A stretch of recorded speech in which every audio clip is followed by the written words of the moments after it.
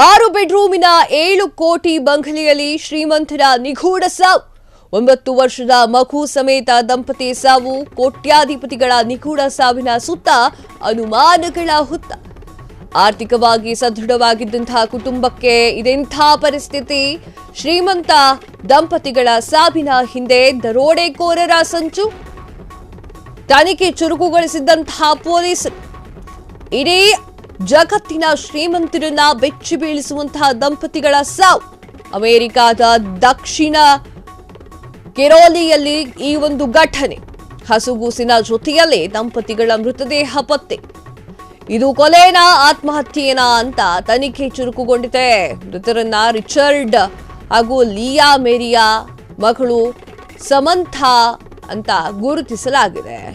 ಎಷ್ಟೇ ದೊಡ್ಡ ಶ್ರೀಮಂತರಾದ್ರು, ಎಷ್ಟೇ ದೊಡ್ಡ ಬಂಗಲೆಯನ್ನ ಕಟ್ಟರು, ಎಷ್ಟೇ ಆಸ್ತಿ ಅಂತಸ್ತಿದ್ದು, ಎಷ್ಟೇ ಬಂಗಾರಗಳನ್ನ ಇಟ್ಕೊಂಡ್ರು ಕೂಡ ಸಾವು ಎಲ್ಲರಿಗೂ ಬರುತ್ತೆ. ಈಗ ಗಂಡ ಹೆಂಡತಿ ಹಾಗೂ ಮಗು ಕೂಡ ಸಾವನ್ನಪ್ಪಿರುವಂತಹ ಘಟನೆ ನಡೆದಿದೆ. 6 ಬೆಡ್ರೂಮಿನ 7 ಕೋಟಿ ಬಂಗಲೆ ಐಷಾರಾಮಿ ಬದುಕು ಸಾಗಿಸ್ತಾ ಇದ್ದಂತಹ ಶ್ರೀಮಂತರ ನಿಗೂಢ ಸಾವು ನಿಜಕ್ಕೂ ಕೂಡ ಅಲ್ಲಿರುವಂತವರಿಗೆ ಬೆಚ್ಚ ಬೀಳಿಸಿದೆ. 9 ವರ್ಷದ ಮಗು ಕೂಡ ಇತ್ತು. ಮಗು ಕೂಡ ಈಗ ಸಾವನ್ನಪ್ಪಿದೆ. ಕೋಟ್ಯಾಧಿಪತಿಗಳ ನಿಗೂಢ ಸಾವಿನ ಸುತ್ತ, ಹೈ ಪ್ರೊಫೆಷನಲ್ ಅಂತಾರಲ್ವಾ, ಆ ಒಂದು ಸಾವಿನ ಸುತ್ತ ಹಲವಾರು ಅನುಮಾನಗಳ ಹುತ್ತ ಕಟ್ಟಿಕೊಂಡಿದೆ.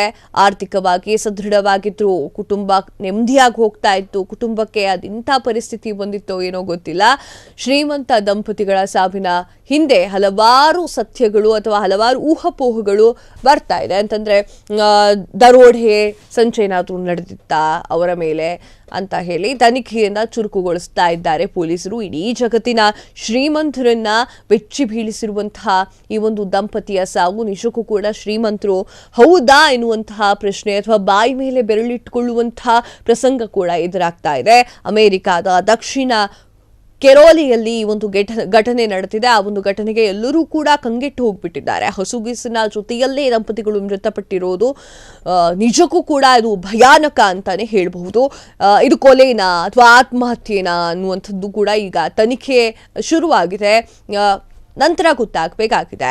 ಮೃತರನ್ನ ರಿಚರ್ಡ್ ಹಾಗೂ ಲೀನಾ ಅಂತ ಹೇಳಿ ಗುರುತಿಸಲಾಗ್ತಾ ಇದೆ. ಮಗಳನ್ನ ಸಮಂತಾ ಸಾಮ್ರಲ್ ಎನ್ನುವಂಥದ್ದು ಕೂಡ ಗುರುತಿಸಲಾಗ್ತಾ ಇದೆ. ಮುಂದೆ ಈ ಒಂದು ಕೇಸ್ ಯಾವ ರೀತಿ ತಿರುಗಿಕೊಳ್ಳುತ್ತೆ, ಕೊಲೆನಾ ಆತ್ಮಹತ್ಯೆನಾ ಅನ್ನೋದನ್ನ ಕಾದು ನೋಡಬೇಕಾಗಿದೆ.